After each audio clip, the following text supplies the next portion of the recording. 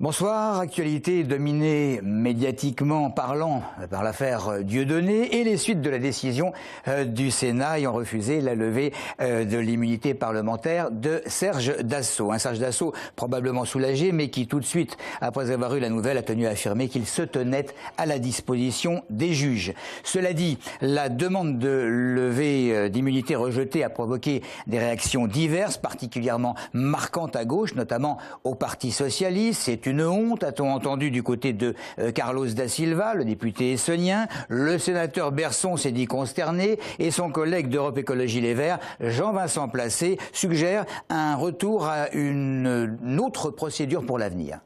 Nous devons avoir une autre procédure qui mêle, y compris peut-être l'ensemble de l'Assemblée en séance plénière. C'était le cas avant 1995. On levait l'immunité parlementaire en séance plénière, avec la transparence et avec la publicité des votes. Le drame ferroviaire de Bretigny-sur-Orge, c'est donc demain que le ministère des Transports doit rendre public le rapport de l'enquête administrative. Depuis un certain temps, les informations concernant des défaillances, voire des négligences ayant pu contribuer à la catastrophe se succèdent. Le fameux pont construit entre 2011 et 2012 est de plus en plus mis en cause. Les travaux très importants et même spectaculaires de jonction sous les rails de la ligne C du RER de 2 ouvrages s'était déroulé avec succès, une jonction sous les voies qui interpellerait les juges chargés de l'instruction, juges qui s'interrogeraient sur le fait que les travaux réalisés aient peut-être pu faire vibrer les rails et donc les déstabiliser au bout de quelques mois.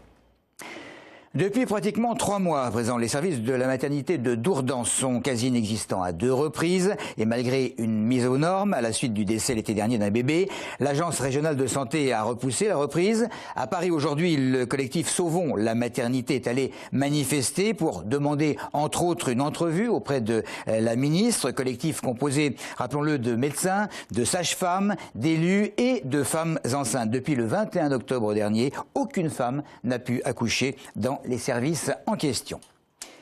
Le plateau de Saclay à présent, où une zone de protection naturelle, agricole et forestière a récemment vu le jour par décret. Les limites de l'urbanisation de ce territoire sont donc désormais clairement établies, sauf en cas de vote, bien sûr, d'une nouvelle loi. Les explications de Maxime Lemaine.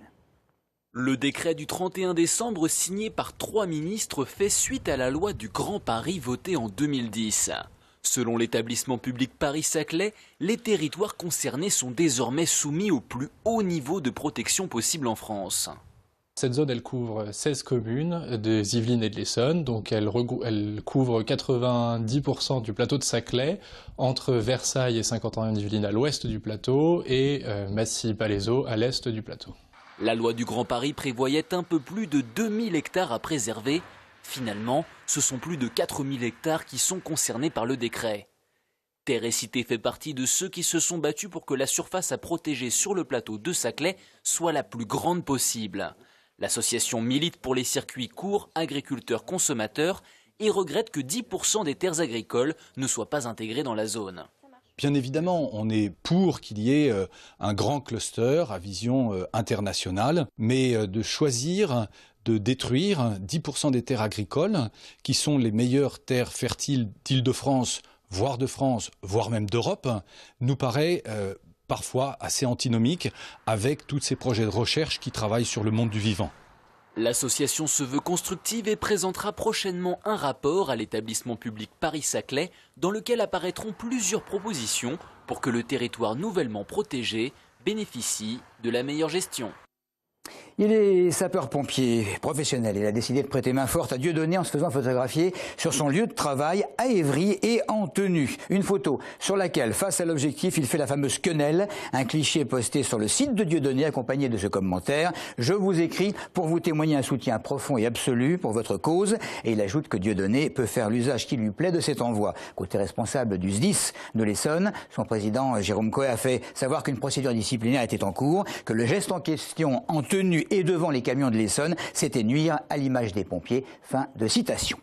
C'est l'Agence nationale de sécurité du médicament qui le mentionne. Les Français figurent parmi les plus gros consommateurs mondiaux d'anxiolytiques et autres antidépresseurs. Une consommation qui serait même en hausse. Nous avons demandé évidemment à un certain nombre d'Essoniens s'ils y avaient recours. Réponse mitigée. Je crois que l'état dépressif, malheureusement, de beaucoup de Français vient peut-être d'un mal-vivre et ces médicaments sont là pour compenser. Non, j'en ai pas besoin. Je fais pas mal de sport, je me fatigue suffisamment. Non, jamais. Non, jamais. Je n'ai pas besoin de tout ça. Jamais. Jamais. Et il en est hors de question. Parce que j'ai pas besoin. Non. J'ai jamais essayé et je ne pense pas essayer. Non, j'en ai jamais pris. Je pense quand même que si aujourd'hui les Français consomment des antidépresseurs et autres médicaments du genre, c'est parce que quelque part, les gens sont stressés et ont peut-être besoin, effectivement, de quelque chose qui leur apporte un petit confort. J'ai passé 2 ou 3 nuits blanches, je me dis, bon, je vais m'assommer pour être sûr de dormir, mais c'est vraiment occasionnel. J'ai pas besoin de somnifères. Enfin, je dors mal, mais je ne prends pas de somnifères. Si, une fois, ça m'est arrivé. Ouais.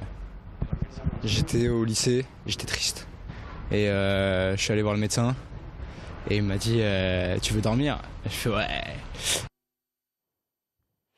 L'inauguration à midi au Plessis-Pathé d'une résidence intergénérationnelle intergénérationnelle de 52 appartements locatifs sociaux. Il y avait sur place Jean-Paul Huchon, le préfet, et Jérôme Guedj, le président du conseil général. La hausse des tarifs dans les transports, opération de tractage à Paris et dans l'Essonne, plusieurs élus avaient donné rendez-vous aux usagers dans les gares d'Arpajon, Courcouronnes, Étampes, Juvisy, La Ferté-Alais, Massy, Montgeron, Verrières-le-Buisson et Viry-Châtillon. Enfin, la grande rentrée de karaté à partir de demain à Paris, 57 pays représentés. Parmi les combattants, au stade Pierre de Coubertin, 5 Essoniens qui ont retrouvé les tatamis, parmi lesquels, vous l'avez reconnu, Alexandra Reikia du Budo Club de Savigny. C'est tout pour l'info. Merci de nous avoir suivis.